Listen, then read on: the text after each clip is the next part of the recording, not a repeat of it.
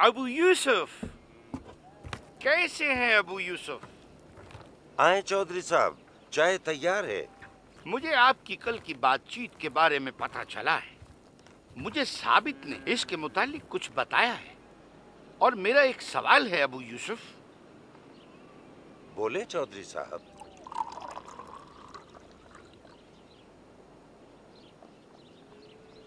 کیا فرق ہے مسیح میں اور ان سے پہلے آئے ہوئے نبیوں میں؟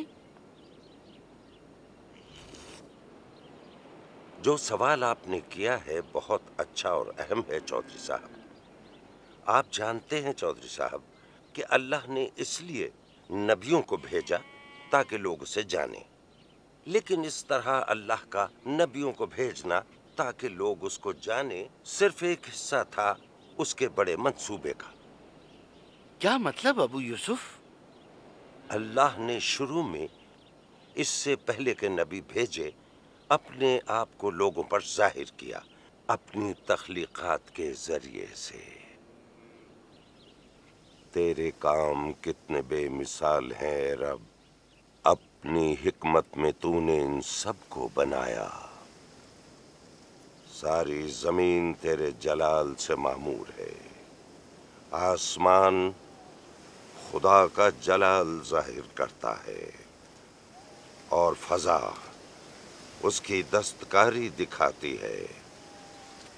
دن سے دن بات کرتا ہے اور رات کو رات حکمت سکھاتی ہے۔ لیکن اس وقت کے لوگ یہ نہ سمجھے کہ اللہ کون ہے جس نے یہ سب خلق کیا۔ سب لوگوں نے پرستش کی اپنے بنائے ہوئے بتوں کی، سو اس طرح مناسب نہ تھا کہ صرف تخلیقات کے ذریعے ہی اللہ کو جانے جو سب کا خالق ہے۔ اور یہی سبب تھا کہ اللہ نے نبی بھیجے تاکہ لوگ اس کو جان سکیں، پر انبیاء ہماری مدد نہ کر سکے کہ ہم سب اللہ کو شخصی طور پر جان سکتے۔ مہربانی سے ابو یوسف ذرا اپنی بات کی وضاحت کر دیں۔ فرض کریں چودھری صاحب آپ مجھے نہیں جانتے اور میں اپنی تیار کی ہوئی چھڑی آپ کے پاس بھیجوں تاکہ آپ مجھے جان سکیں، تو کیا خیال ہے ایسا کرنا کافی ہوگا؟ بے شک نہیں ہوگا۔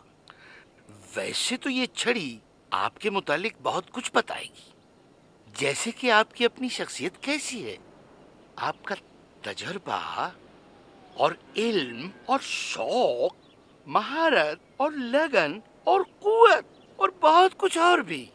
صحیح، ہمیں فطرت بھی بہت کچھ بتاتی اور سکھاتی ہے اللہ کے بارے میں، اس کی تخلیقات، انفرادیت، اس کا ذوق، خوبصورتی، اس کا علم اور قوت، لیکن وہ ہمیں یہ نہیں بتاتی کہ وہ اللہ خود کون ہے۔ اور اسی لیے اللہ نے نبیوں کو بھیجا۔ صحیح، فرض کرو میری بھیجی ہوئی چھڑی کافی نہیں تھی، لہٰذا میں نے ثابت کو بھیجا کہ میرے بارے میں تمہیں معلومات دے۔ کیا یہ بہتر ہوگا؟ جی ہاں بالکل، اس طرح میں آپ کے بارے میں زیادہ جانوں گا۔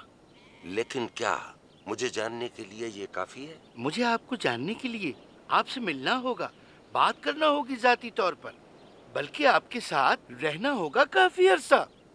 اور یہی صورتحال اللہ کے ساتھ بھی ہے۔ انبیاء ایک حصہ تھے تاریخ کا، ہمیں اللہ سے متعارف کروانے کے لیے۔ یہ تیاری تھی ایک بڑی ملاقات کی، یعنی اللہ اور انسان کی، اس کے زندہ کلام کے ذریعے جو کہ عکس ہے اس کی شخصیت کا، یعنی مسیح۔ یسوع کامل ذریعہ ہے انسان پر اللہ کو ظاہر کرنے کا۔ اسی میں شخصی ملاقات ہے، یعنی اللہ اور انسان کی۔ اسی میں ممکن ہوا کہ ہم اللہ کو شخصی طور پر جانیں اور رشتہ قائم کریں۔ اسی وجہ سے مسیح اس دنیا میں آیا۔ ایک اور وجہ تھی، وہ اس لیے بھی دنیا میں آیا کہ ہمیں اللہ سے واپس ملائے، کیونکہ مسیح ہی کلمہ اور کلام ہے، رسالت اور رسول ہے، وہی نبی اور خود ہی نبوت ہے۔ المسیح ہی نور ہے دنیا کا، جو اس راستے کو روشن کرتا ہے جو اللہ تک پہنچاتا ہے۔ اور جیسے اس نے جنم کے اندھے کو شفا دی، وہ ہماری آنکھیں بھی کھول سکتا ہے۔ لیکن کیا ہمارے نیک کام ہمیں اللہ سے ملا سکتے اور برے کام اسے ناراض کر سکتے ہیں؟ پہلے تم یہ کہانی سنو، پھر ہم دیکھیں گے کہ ہم کس طرح اللہ سے مل سکتے ہیں، اور یہ بھی کیا ہمارے نیک کام ہمیں سچ مچ اللہ سے ملا سکتے ہیں یا نہیں۔ سنائیں ابو یوسف۔ یہ کہانی بالکل سچی ہے، حقیقت میں واقع ہوئی اور بائبل میں لکھی ہے۔ اس کے لکھنے میں اللہ کا مقصد اپنی سچائی ظاہر کرنا ہے۔ بہت مدت پہلے ایک نبی تھے جن کا نام ہوسے تھا۔ جھومر، کیسی عمدہ خوشبو پھیلی ہوئی ہے۔ جھومر،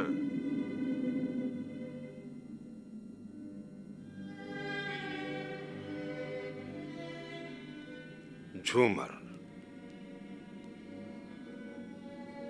میں نے ہمیشہ کے لیے تمہیں اپنا بنایا ہے، راست بازی سے، انصاف سے، محبت اور شفقت سے۔ میں نے وفاداری سے تمہیں اپنا بنایا ہے تاکہ تم اللہ کو جانو۔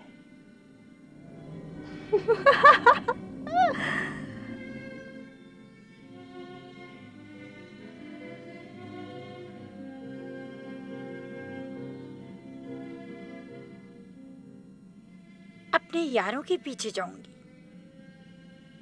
میں ان کے پیچھے جاؤں گی جو مجھ سے محبت کرتے ہیں، جو مجھے روٹی دیتے ہیں، پانی اور کپڑے، اونی اور کتانی، زیورات اور روغن۔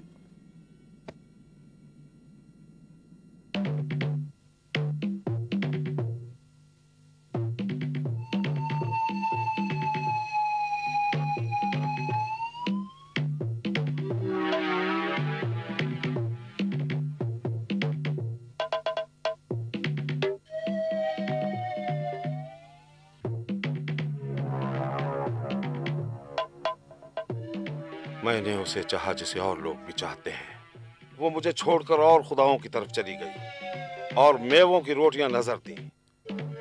یہاں نہ مہربانی نہ رحم ہے اور نہ شفقت، اور یہاں اللہ کو کوئی نہیں پہچانتا۔ قتل، جھوٹ اور چوری ہر جگہ، اور زناکاری اور خون ریزی ہی خون ریزی۔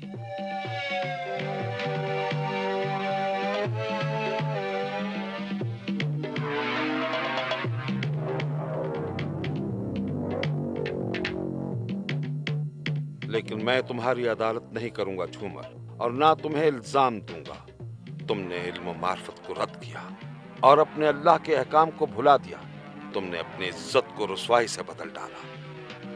تم نے اللہ کو دھوکہ دیا۔